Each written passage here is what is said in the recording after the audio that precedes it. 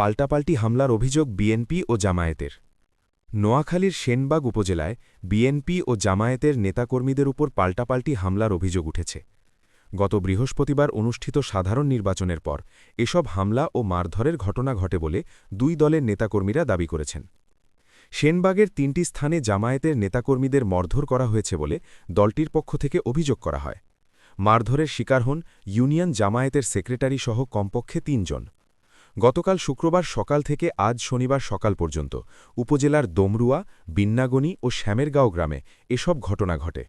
অপরদিকে বিএনপির তরফ থেকে অভিযোগ করা হয়েছে, জামায়াতের কর্মীদের হামলায় কানুরচর গ্রামে তাদের ৫ জন কর্মী আহত হয়েছেন। পুলিশ ও স্থানীয় সূত্রে জানা গেছে, ত্রয়োদশ জাতীয় সংসদ নির্বাচনে ১১ দলীয় নির্বাচনী ঐক্যের প্রার্থী সুলতান মোহাম্মদ জাকারিয়ার পরাজয়ের পর শুক্রবার সকালে সেনবাগ পৌরসভার বিন্নাগনি এলাকায় স্থানীয় জামায়াত কর্মী জসিমউদ্দিনকে মারধর করেন স্থানীয় ছাত্রদলের নেতাকর্মীরা। পরে তাকে উপজেলা স্বাস্থ্য কমপ্লেক্সে প্রাথমিক চিকিৎসা দেওয়া হয়। একই দিন দুপুরে ডোমরুয়া ইউনিয়ন জামায়াতের সেক্রেটারি ও স্থানীয় মসজিদের খতিব আব্দুল হালিম ৫০ ও তার ছেলেদের ওপর হামলা চালান স্থানীয় ধানের শীষের কর্মীরা।